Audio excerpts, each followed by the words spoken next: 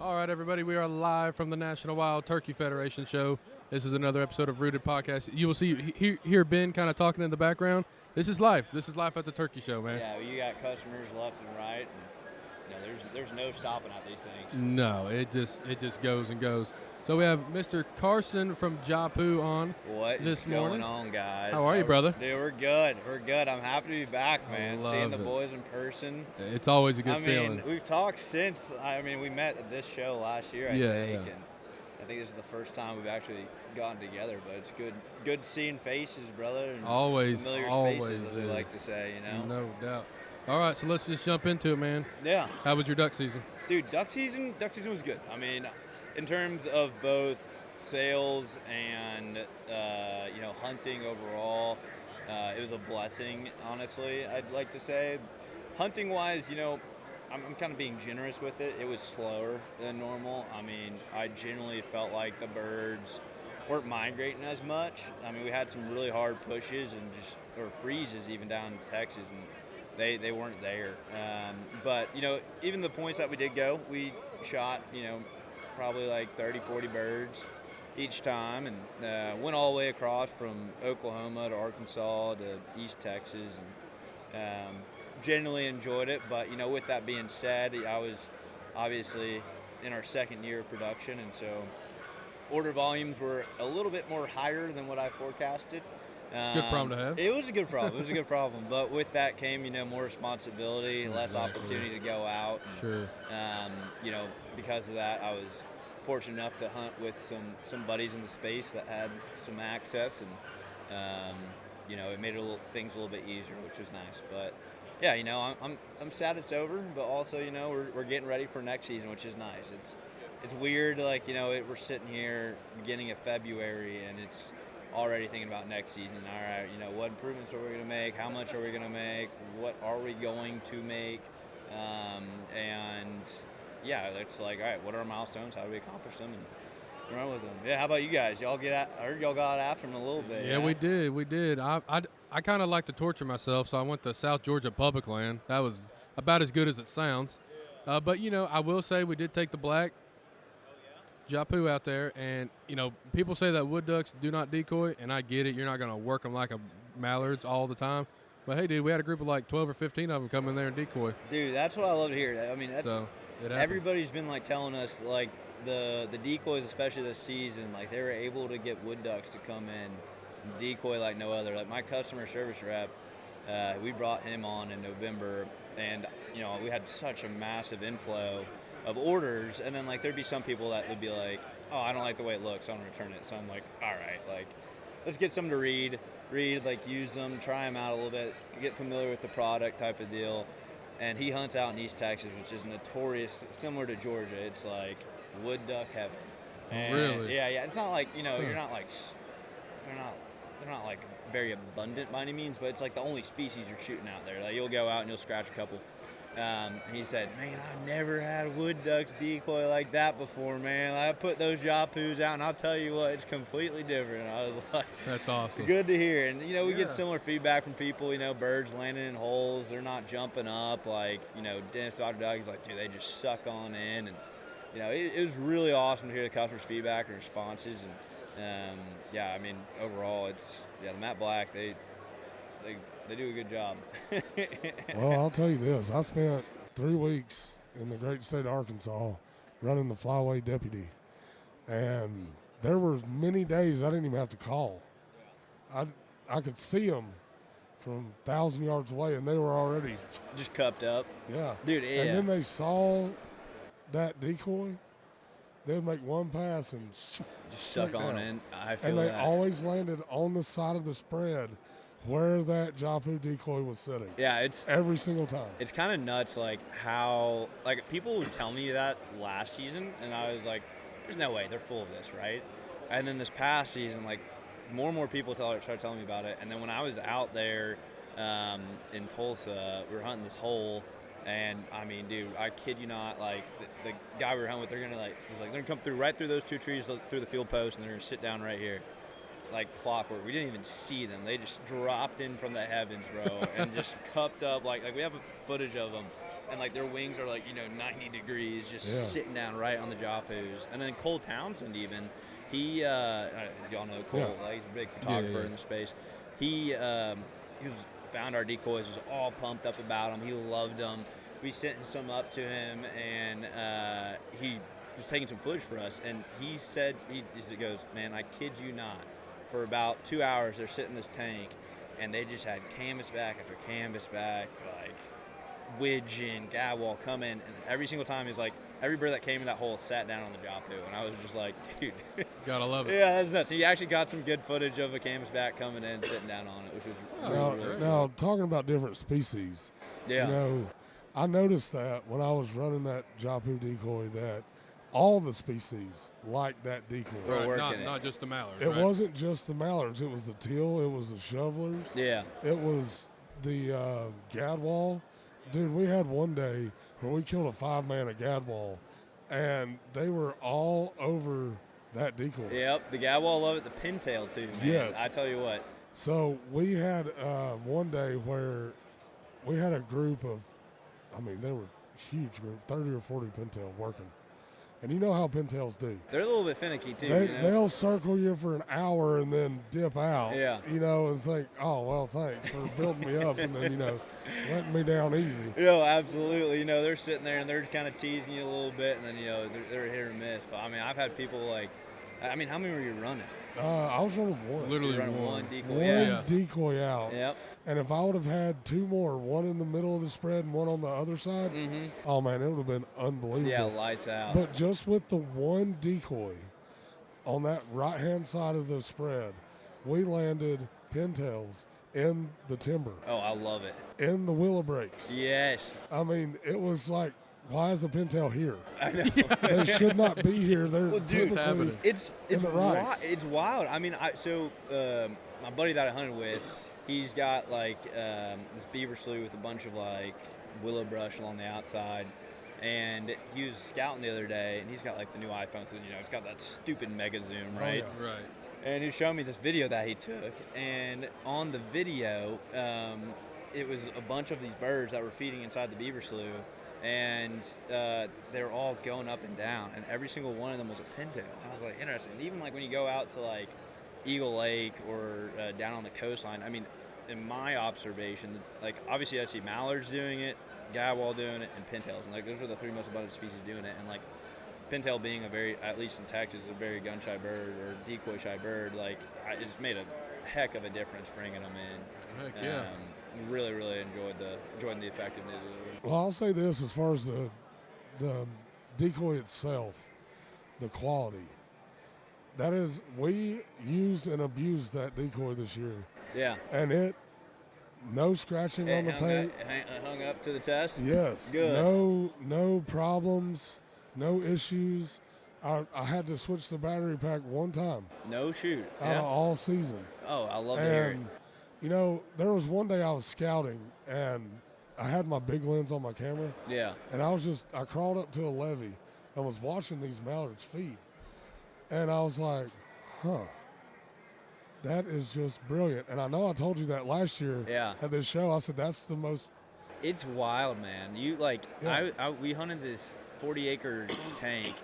My buddies, they went to one side, like kind of towards the middle, and we were like out on the north point, and we were just trying to like work birds back and forth, right? Have two groups going, and they had a set of Jahpoos, we had our set. And for some reason, the birds were just going to their spread, like that part of the lake, I guess. And so about like 30 minutes in the hunt, they're like, all right, hey, let's go pick them up. We'll move them over here. And so we moved around, and we just left our spread going, had the Jahpoos just keep kicking. It was a Saturday hunt. We hunted maybe 7 hours, just shooting it. We had geese coming in, we had ducks coming in, so we were shooting a little bit of both, a little bit of everything. And we called the hunt. We took the boat back over, and I was 60, 70 yards away, and you can't really see like the normal static decoys, but the one thing we were able to see on like at least the surface of the water was the Jahpoos, their butts going up in the air, and it was it's literally the butt up flash is a thing, and Yes. Absolutely. I'll run the trail even in Austin, man, and see birds across the lake. They're feeding on this one little cove, and they're doing it, and it's wild, but yeah, it's cool to see in natural. And one natural thing phenomenon. I'll point out too is that there's no noise. The Yeah. decoy does not make a noise like your other brands and butt-up feeders. They Quiet. work, Yeah. but they make a noise, and then when you hunt in a grassy situation, Yeah. they're going to suck all that grass up in that pump. Get a little bit caught. Yeah, and then you're going to have to go and clean it out and all that. And with the Jahpoo, you don't have to do any of that. Yeah. There's no maintenance as far as Absolutely. cleaning. Yeah, I mean, really the biggest thing you got to do is just like open up your cap when you're done, and like if or any type of water were to get inside, just let it dry out. This is the biggest thing. Like, I mean, the good news, like especially for this upcoming season, is like this is our second season, right? And like, you know, we're always aiming to get better and to improve. And so like, For you know, sure. obviously we set this precedent of like it was a quiet decoy, right? But like we're gonna aim to be quieter. We're gonna aim to be more durable. We're gonna aim to have better like, you know, scratch or paint resistant. Right. Scratch resistant paint. And then we're also gonna like, you know, longer run times, better remote control, like, and then like the effectiveness too, like with all other like, you know, unique products we make inside of it, Right. having them be that same quality standard. And so yeah, it was something else. I'm glad they held up, and you know, I think it was a good baseline, and For sure. you know, excited to see just like every year, just constantly make those improvements, constantly And get better. For the listeners that don't know, just really quick, what is a Jahpoo decoy? What makes it different? I love it. Yeah, Yeah. good call. Yeah, so the Jahpoo in itself, it's a fully self-contained motion decoy. It's got the weight, battery, and motor all internal of it. It's remote control operated. You press your on button, and it will sit there and bob up and down. So all you have to do is connect your Texas rig onto it, place it in your spread, and it'll create natural water motion, butt-up flash, and a full body motion. So And the remote control works from pretty far away. yep, works from a distance. We actually we're aiming to have like a customized remote coming up very this cool. season. So you'll be able to program multiple different sets off of that one decoy, and there'll be like a master on-off button on it. And then we have some more improvements on it, such as like a toggle switch and making a like intermittence inside of it, so you're not having to sit there constantly pressing the button. And What's the biggest thing you learned from year 1 to year 2, business-wise? business-wise, Yeah. honestly, I'd say the one thing the motto for this year is being 2 steps ahead instead of 3 steps back. Being more prepared is better, as always. Yeah. And, you know, we thought we were prepared last year, but then, you know, it just hiccups arise. And so being agile is one thing.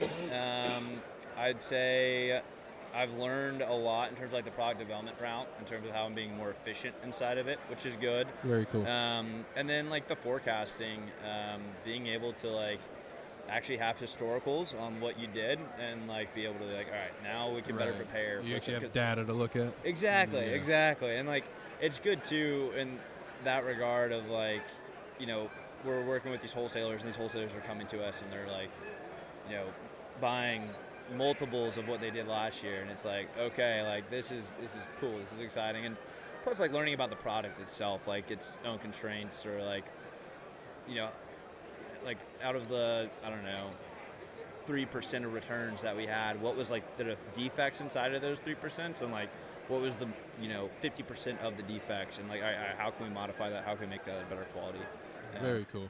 No, and the reason I asked that, because I love to hear how people are actually, you know, realizing that nothing's perfect, No. right? And okay, that's fine, but how do we get better? So that's kind of where I was going with that. So Yeah. you know, I'm glad to hear that you are like, okay, maybe there is a problem here or there with a select few, Yeah. and let's get better and improve. And because you know that's just the name of the game. I mean, Oh, it is. if you have a product, you always gotta improve, otherwise you're gonna be dying. Oh yeah, and I'll tell you one thing. The number one thing we learned was do not do pre-orders ever again. It was like, Yeah. oh man, it was. You know, it's better to under promise and over deliver Yeah, Yes. yeah. than over promise and under deliver. And like, you know, with us, like, you know, that was a big problem we had with this past season. We had a hiccup in production, just trying to get the production going, and like just a miscommunication. And yeah, finally, like we got things going, got them cranking. We managed to get people their decoys in time for season, but it was like, all right, you know, A little bit of a stressor there, I'm oh sure. my gosh, I was like, and you know, I didn't think about customer service ever, of like, you know, people asking about their, you know, hey, I got my decoy, how's it work? Or like, hey, where's my package? Or like, hey, can you add this thing on my order? And like, in peak season, and the volume of that stuff just started like getting so high and so overwhelming that I like was literally like, oh my gosh, like Yeah, what are we gonna do here? I can't do this. Like I need somebody to come help. Like I need help. And finally we were able to bring somebody on. And it was Very cool. good. Yeah, but it's it's funny. You find yourself in that position, just like constantly improving, really just trying to identify what the problems are and just make them better, be more efficient, be more durable, be better quality. Yeah, Very cool. It's been a good run, man. I'm happy with it. Looking forward to being better and more improved. And I mean, I obviously too, like it hit me of like, okay, like we have a duck decoy product, right? But like, how can we bring more product offerings to the market? Like, how can we, like, what can we make in the deer space? What can we make in the turkey space? And like, okay, like, will that actually fit? How can we be unique? Like, let's start making prototypes on X, Y, and Z, and start running with it. And you know, it's funny, I was talking with Terry Dinman, the founder of Mojo. We walked in, like we're really good pals, and like he has my email, shoots me like, you know, emails and stuff, and saw him, I was like, how you doing, man? And he's like, how'd your season go? I was like, dude, we're pretty good, like I was blessed with it. And he was telling him like, you know, I thought about this, and like here we are now. And he's like, yeah, it's harder than it looks, isn't it? I was like, I know, man. It's like, yeah, it's funny, like everybody, like it's wild in the outdoor space. Motion decoys especially, in my opinion, are probably like one of the like most difficult products to manufacture because it's electronics, water, and they don't really mix. And rough customers. I'm one of your rough customers. Yeah. And I'll just tell you, I didn't have an issue all season. That's good. And there was, at one time, there was about 4 dozen decoys and about, it was a 7-man limit on top of all those decoys. Heck yeah. And a human in the back of the side-by-side with all of our gear. Sitting on top. Yes. No shit. And there's no scratches, no breaks, no nothing. Good. And we just threw it in there like, what's up, man? Now, I was going to ask you that. Whenever you're putting out the decoy, do you just sling it like a regular decoy? So I do not. We don't recommend you to do that. You can. I definitely did. Yeah, it worked. It's fine. It's the water has like enough like cushion inside of it that it will like protect it from like any type of like major impact. But it's not manufacturer recommended. Okay, fair enough. That's fair. Well, you know, I always take it like I do anything else. Is, you know, I may be rough getting it in and out of the side-by-side, but when I place it, I use delicate hands. I'm like, okay, I want it specifically right here. Oh, yeah. And I'm going to set it down right where I want it within the spread, so that way we get the max motion within that area. And, dude, when I set my spread up, I am picky. I am like, I want these 2 decoys to be right here. I want this pintail to be here. I want this green wing teal to be here.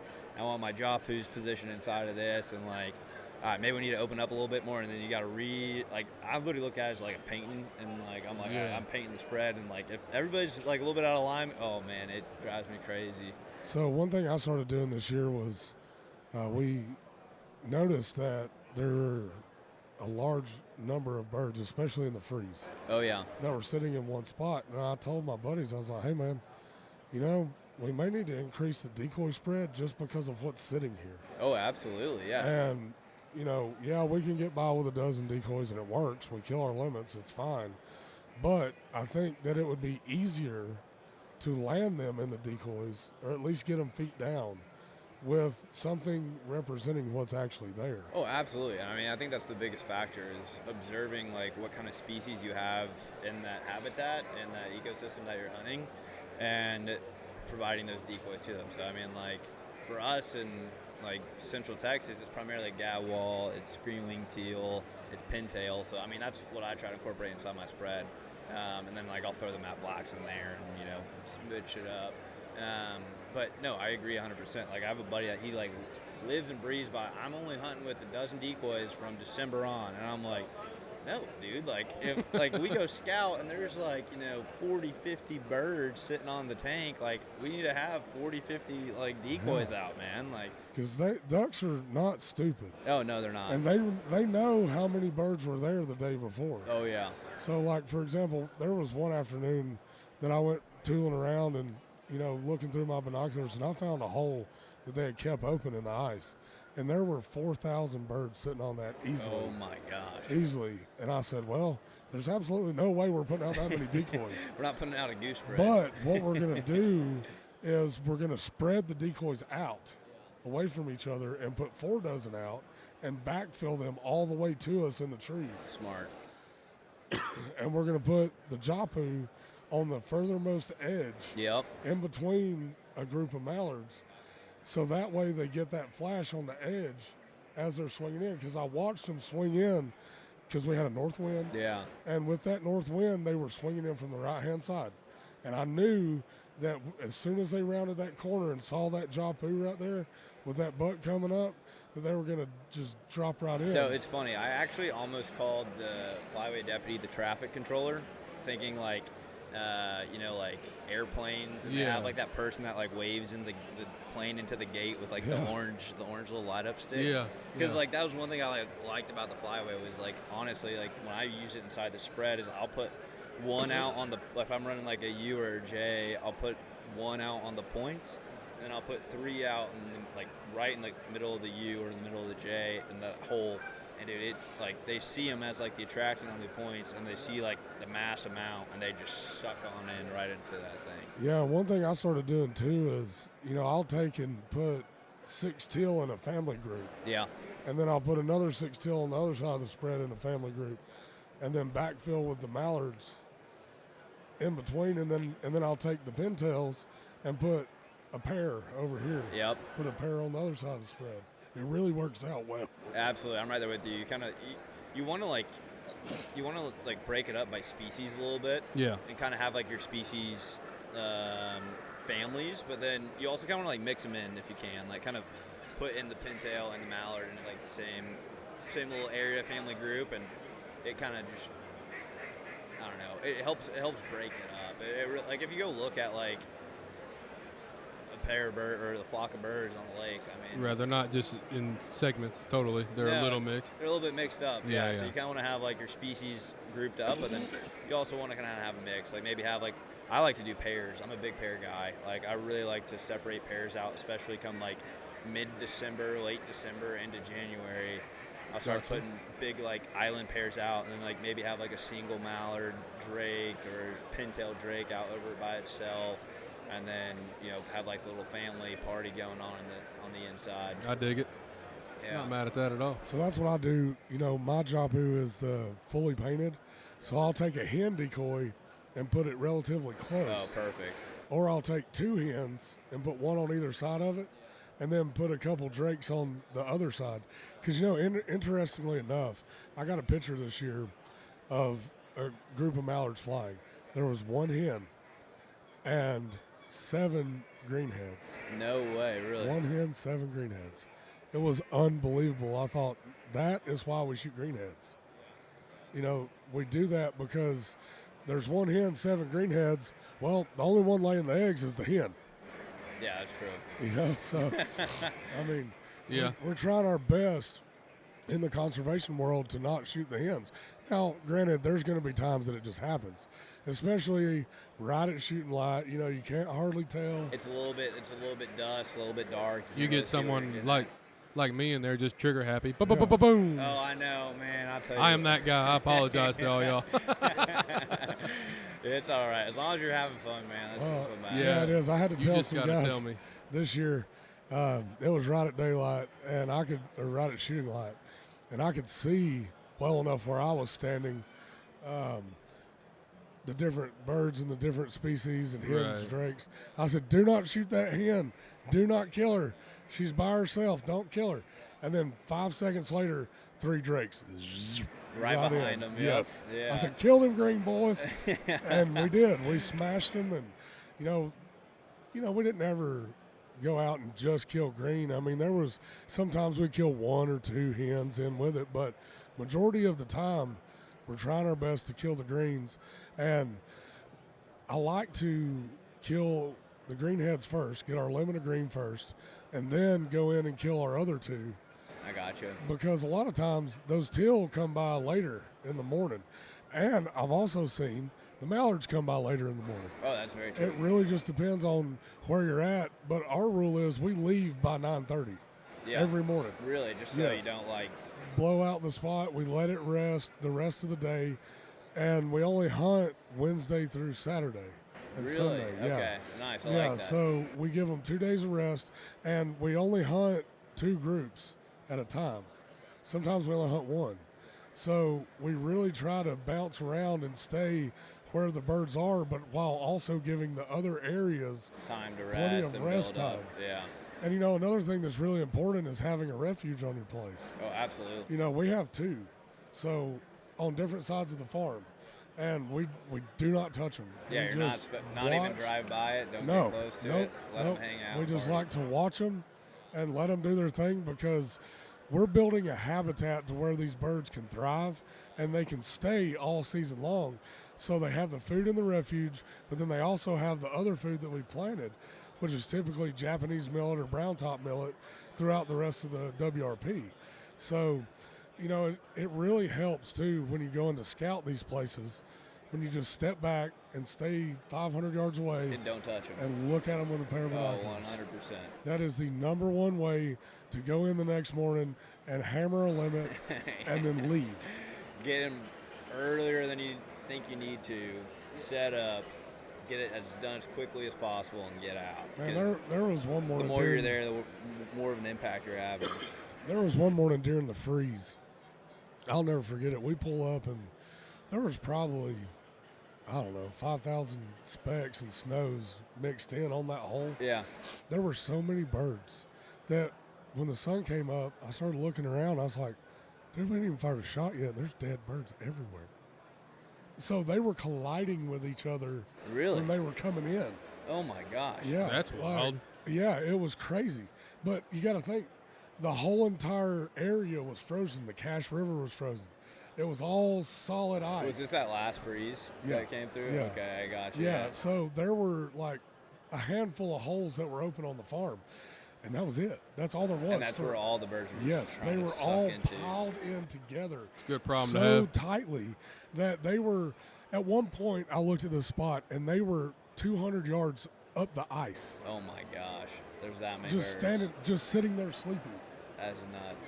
And, it was just crazy to watch all those birds. And so I had seen the evening before all these birds coming back in, and I watched them collide with each other. And I thought, well, they'll survive that.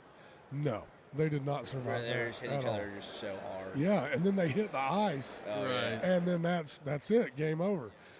Yeah, it does. And, I was standing there one day, and we weren't even hunting. We were just standing up at the little building there, and this Ross goose just falls from the stratosphere, just straight down. Really? I thought, well, that's not normal. It's like, that's not avian flu. Yeah, that's not avian bird flu at all. But it sure enough was, dude. That dude had stuff coming out of his mouth, and Really? yeah, it was bad. And I told my buddy, I said, I probably wouldn't touch that bird. He was like, cradling He's like, it. dude, check it out, Look man. at Look this. at this rod. I was like, bro, that's It's the most probably gonna Arkansas get you thing ever, sick. dude. Yeah, I was like, you're Hey, probably Bubba, gonna look get here. sick. Like, Check this You're thing gonna out, die, man. man. It's like, dude, no. Don't touch that. Yeah. What do you think about like the current status of avian flu? Do you think it's increasing? Do you think it's coming down? Are you seeing I more or less think of it? that what I've seen is that's God's way of controlling a population, like the snow geese, for example. Oh my gosh, absolutely. Because you don't see it much in the mallards, the pintails, and all that. You see it more prevalent In the in geese. the snows specifically. So I think that's God's way of, controlling that population, because the snow geese have gotten so out of hand that, they're destroying the breeding grounds. Yeah. Absolutely destroying them. And I think that's something that plays into, the decline of mallards and pintail Yeah. and other widgeon and all bird that. Species. Because it's so overcrowded with snow geese that they're eating all the food, and then they're decimating everything else around, That makes sense. and it doesn't give the other species enough space to do what they need to do. So, Yeah. I really think that, more people need to get out and hunt snow geese, especially during the conservation season. And I know people call them sky carp and, oh, they're nasty. You got to think about this. They eat the exact same things that all the other geese eat. Yep. They eat rice, they eat beans, they eat corn, they eat millet, they eat all the grains the same as the other. So it's all in how you cook it. I mean, a wild duck's going to taste agree. like a liver anyway, unless you prepare it properly. Yep, absolutely. So, all right, so how do you do your snows? So I do my snows. I let them sit in a brine. I do salty ice water for 2 days. Let all that blood come out of that meat until it's just nice and pink. Okay. And then what I do is I take and put it on the grill with a piece of cardboard. Oh, nice. And a piece of cardboard. Yeah, so I put the cardboard in between the goose and the grill. I'm lost, like boys. A piece of like not a pizza box, right? Like some. No, like just the corrugated cardboard. Okay. And you throw the goose away and eat the cardboard. No, I'm just kidding. But I really, really love snow goose. This guy, man. Jesus Christ, man. I was like, what is he talking? I've never heard him say this in my life. I think I've actually heard that joke before, but this guy. It still got me. No, but look, man, the actual way to do it. Yeah, is, man, I love snow goose jerky. I was just about to bring up jerky, man. Man, I will take and we kill a mess of them. I'll take and, chop them up and cut them into thin strips, let them marinate for a while, and then I'll put them on the dehydrator, and I put the Slap You Mama sauce on there, and we are not sponsored by Slap You Mama in any way, shape, or form. It's delicious. But it is Slap fantastic. Your Mama, if you want to talk to Rooted Podcast, go to rootedpodcast.com. Yeah, exactly. That's right. No doubt. That's right. And, man, I also got to looking, and it makes fantastic dog treats. Because if you look at the store, a pack of... That's actually smart. A pack of duck jerky for your dog is $30. Oh, it's ridiculous, man. $30. Especially just for treats. Like, yeah, exactly. Not even food. I'm just thinking... It's just ground up flour and grain. Yeah. Now, I'll tell you another way, because, normally whenever you go out, you're killing ideally hundreds of these things, right? Dude, just grind them all up and making summer sausage out of them. Summer sausage is good. Smoke that, baby. I did, so we, on that hunt I was telling you about, we hunted the 40-acre lake and had decoys on one side, another spread on the other side.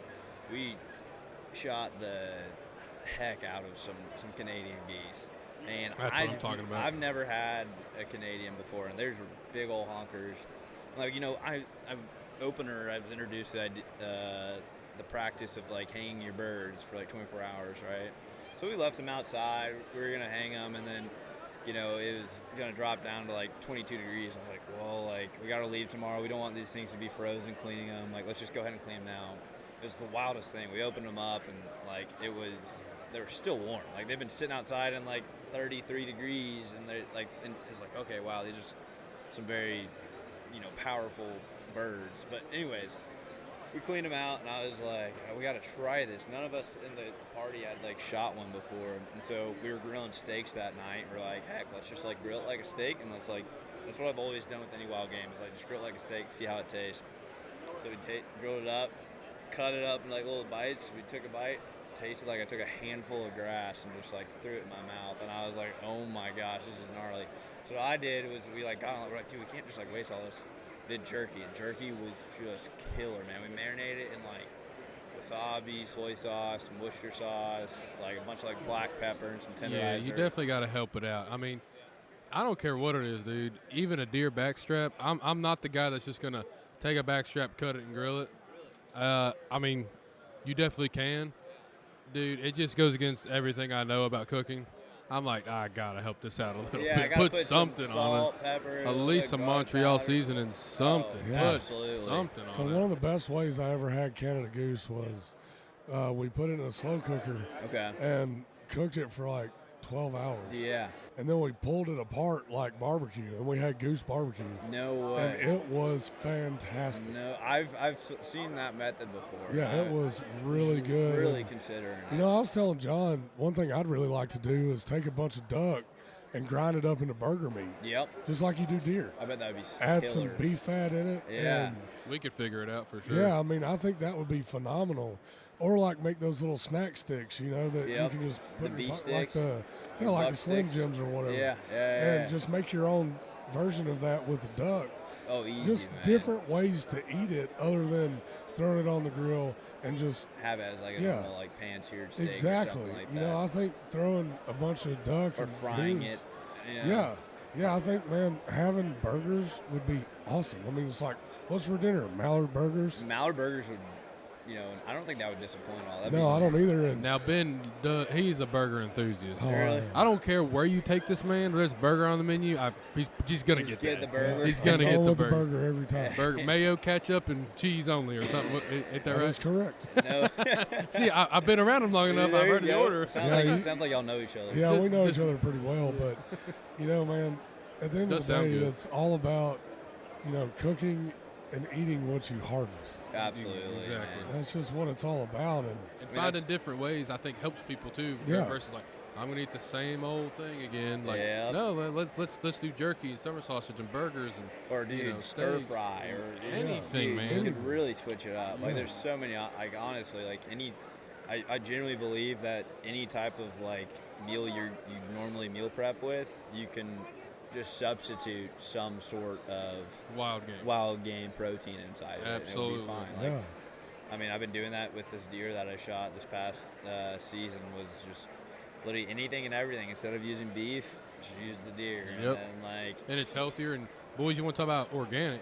Oh, It's as yeah. organic as it gets. it is, that man. comes straight from the hands of the good Lord. Yeah. Cage free for real. There's like 3 levels to eating. It's like farm raised, organic, and then wild. Exactly. Wild That's is the the top truth. tier right Yes, there, man. Absolutely. Yeah, that's free range as it gets. It is. It's as free range and about as expensive as it gets too. Yeah. Yeah, about to say it's about $100 or $200 a pound easy. Yeah, or those hunts where you go out and you got 5 guys duck hunting and you Yeah. shoot 2 birds. It's like, well, Rough.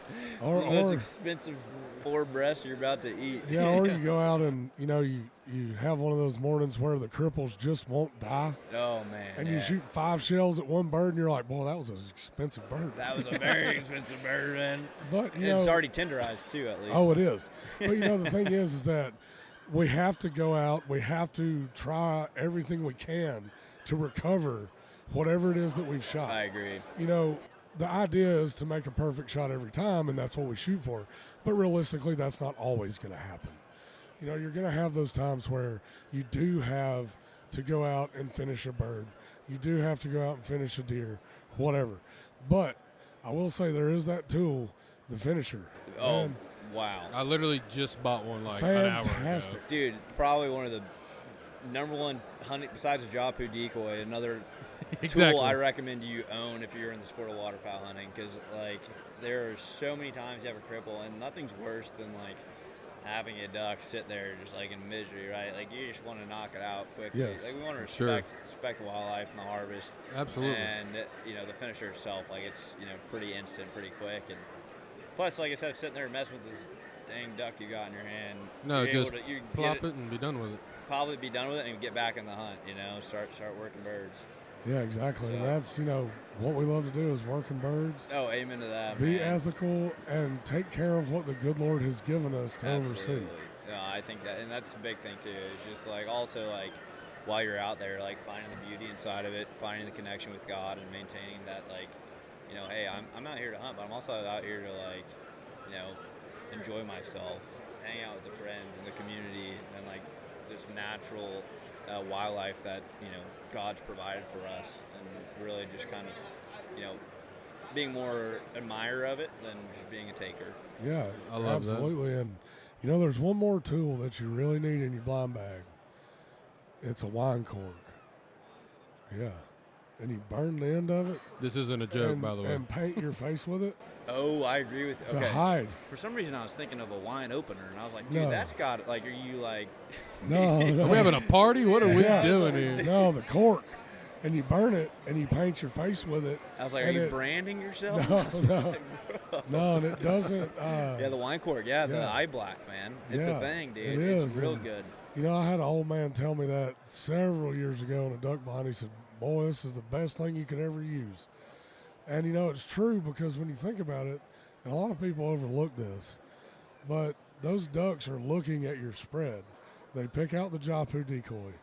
They can see very well. Oh, very much so. So if you have a moon sitting in the trees, they're going to be like, oh, well, that's not normal. Yeah, they'll be like, what's that thing? Yeah, and they're going to bust out of there. Exactly. So, it all comes with concealment and hiding and all that, but you always have to cover your face, number one. Oh yeah, the hide's probably one of the second or most important factors in your hunt. Oh, it is. Like, people forget about it, but it really makes a world of a difference of being completely concealed.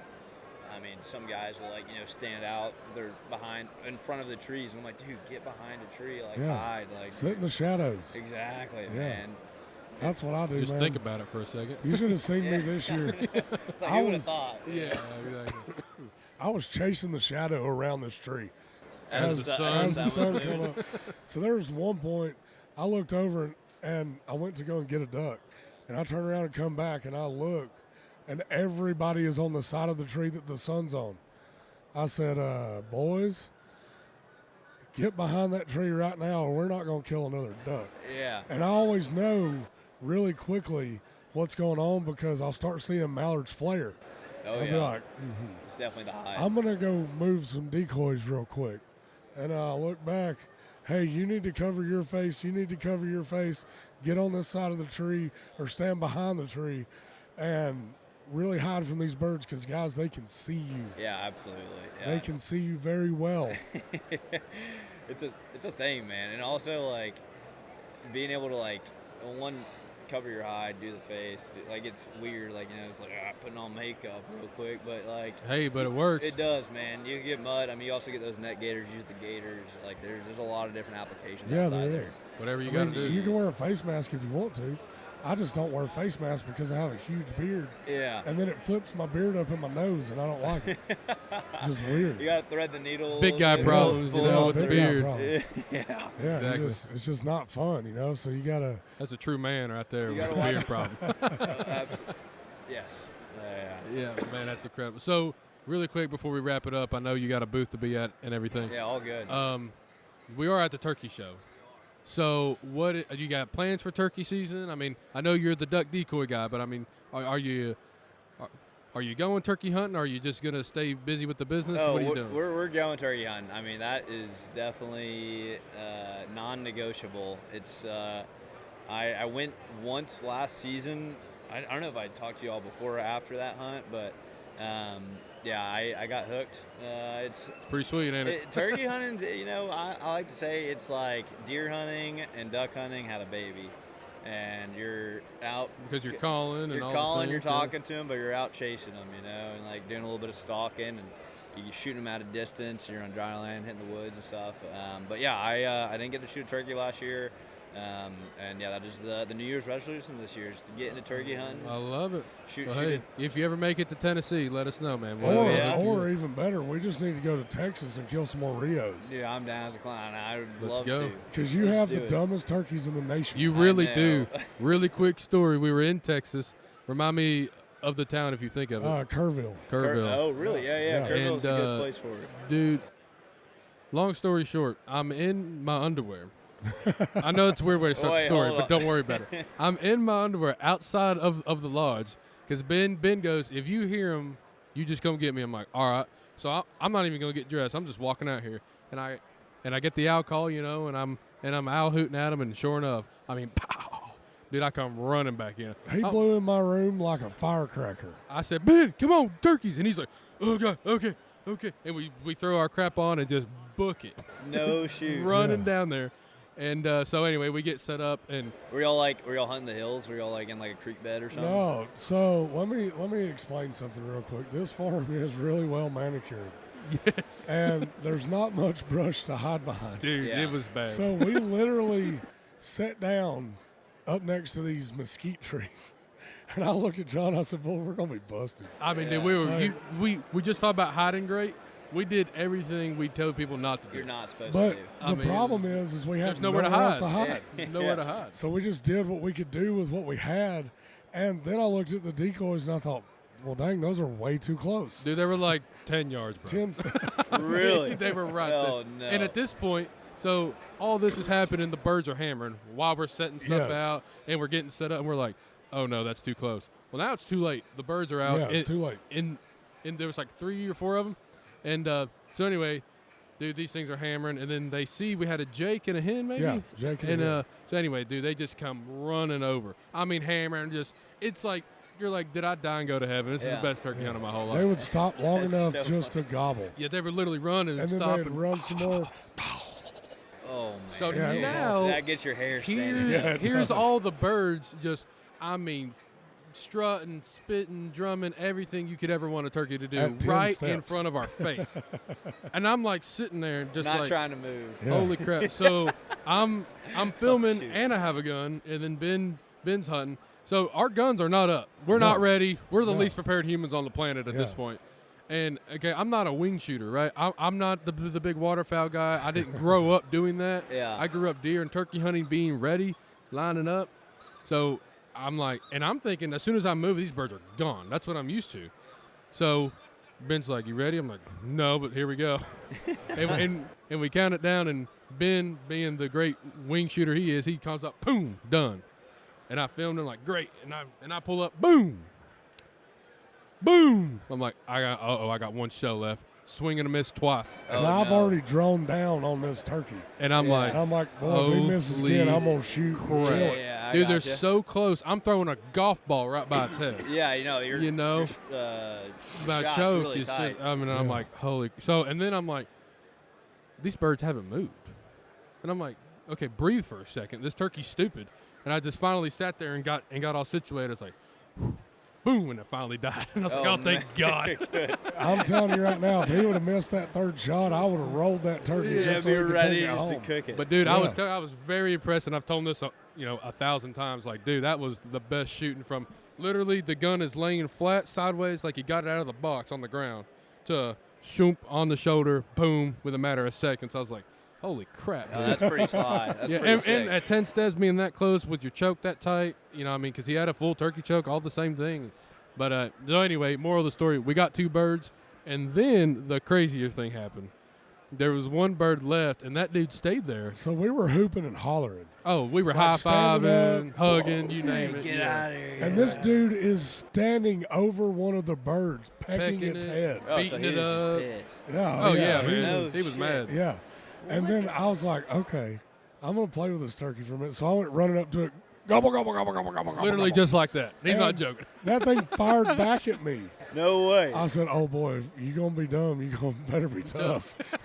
Oh no. He finally scooted out of there, but he was still in the area where we could see him gobbling. Yeah. And I was like, well, these Rios are different than them Easterns. Because, dude, Dude, they're way different. one, the Easterns would never have come in because they would have seen us and be like, deuces. Yeah, see you later. But as soon as I moved, they would have been gone. Well, dude, so I'll tell you what, like a lot of people in Texas, like nobody hardly ever turkey I hunts. know, Like, it's so crazy to me, it's- man. although the sport's up and coming, I think. Like I love there's it. a lot of people like that's like deer hunting central right there. South Texas, Central Texas, Oh, yeah.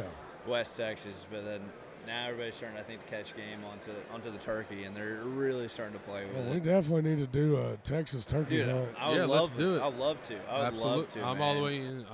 You do not have to convince me. Okay. neither. I'm in. It's a reason to go, man. You'll go to Kerrville. You'll come through Austin. Hey, let's do it. We'll rip it. All right, brother. Where can people find you at, man? Yeah, so we're here at NWTF booth 3205. We'll obviously be hopping around more trade shows too, hitting up Delta and Ducks. So if you're in the area, come say hi, swing by. Love to see you. Also, you could reach us on our website at jahpoo.com or over on socials on Instagram, Facebook, TikTok, All of it's just YouTube. Jahpoo. All of it's Jahpoo, yeah. So reach out, and best way to get in contact with us is shoot us an email at info@jahpoo.com and And that's Jahpoo. Jahpoo. jahpoo.com. Yeah. All right, guys. Well, man, I really appreciate your time. Yeah. And Likewise, boys. It was good Yeah, seeing y'all. it Thanks for was. having me out. And you see got the it. face today. and Anytime. See y'all around. All right. All right. Well, with that, the redneck is out. See y'all. Gentlemen, thank you.